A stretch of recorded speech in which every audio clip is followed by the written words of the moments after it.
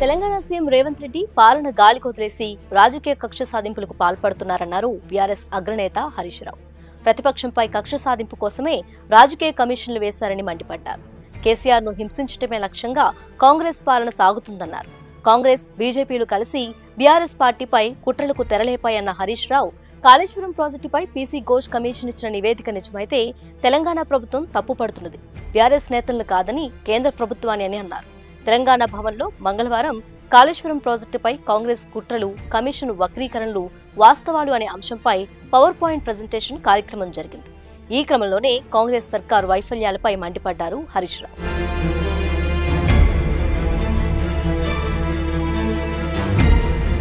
Kaleshwaram commission పేరుతో బయటపెట్టిన PC Ghosh commission ప్రాజెక్టుకు ఒకవైపే చూసి, ఒకవైపే విని, ఒకవైపే నిల్చుని ఇచ్చిన నివేదికలా కనిపిస్తుందన్నారు. కాళేశ్వరం కమిటీ రిపోర్ట్ అంతా బేస్లెస్, అది ఒక ట్రాష్ లాగా ఉందన్నారు. ఆధారాలు లేని ఆరోపణలు చేస్తున్నారని విమర్శించారు.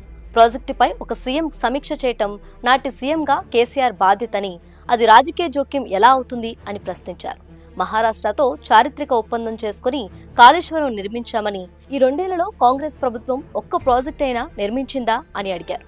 ఆనాడు ధవళేశ్వరం ప్రాజెక్టు కట్టిన కాటన్ మీద కూడా బ్రిటిష్ ప్రభుత్వం కమిషన్ వేసిందని, ఇలాంటి కమిషన్లు చరిత్రలో ఎన్నో వచ్చాయని, రాజకీయ దురుద్దేశంతో ఇచ్చే ఇలాంటి రిపోర్టులు కోర్టుల ముందు ప్రజాక్షేత్రాల్లో నిలబడవని, ఎప్పటికైనా ధర్మమే గెలుస్తుందన్నారు. కక్ష సాధింపు కోసమే రాజకీయ కమిషన్లు వేశారని మండిపడ్డారు.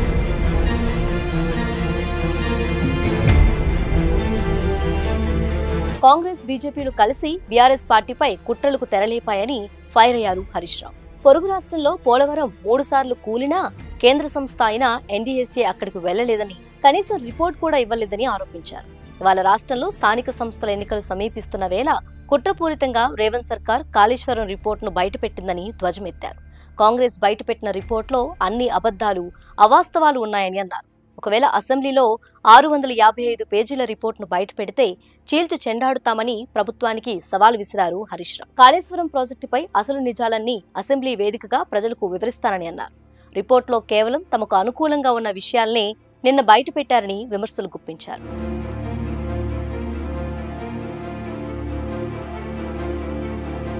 రేవంత్ పాలనలో రైతులకు సరిపడా ఎరువులు లేకపోవటం, హాస్టల్ విద్యార్థులకు సరైన ఆహారం అందక ఆసుపత్రి పాలు కావటం, ఫీజు రియంబర్స్మెంట్ సమస్యలు, ఉద్యోగ నోటిఫికేషన్లు ఆలస్యమవడంతో నిరుద్యోగులు రోడ్లెక్కే పరిస్థితి నెలకొందని హరీష్ రావు విమర్శించారు. రాష్ట్రంలో అన్ని చోట్ల కమిషన్లు పెట్టి అవినీతి ద్వారా డబ్బు సంపాదించటం, అనుమతులు ఇచ్చేందుకు లంచాలు తీసుకోవటం ప్రభుత్వ ప్రధాన లక్ష్యంగా మారిందన్నారు.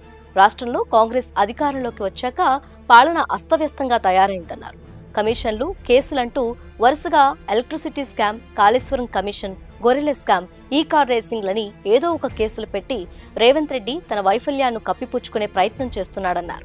రేవంత్ ఫెయిల్యూర్స్ మీద చర్చ జరగకుండా, ప్రజలు తిరగబడకుండా ఒక సీరియల్ మాదిరి ప్రభుత్వాన్ని నడుపుతున్నాడన్నారు.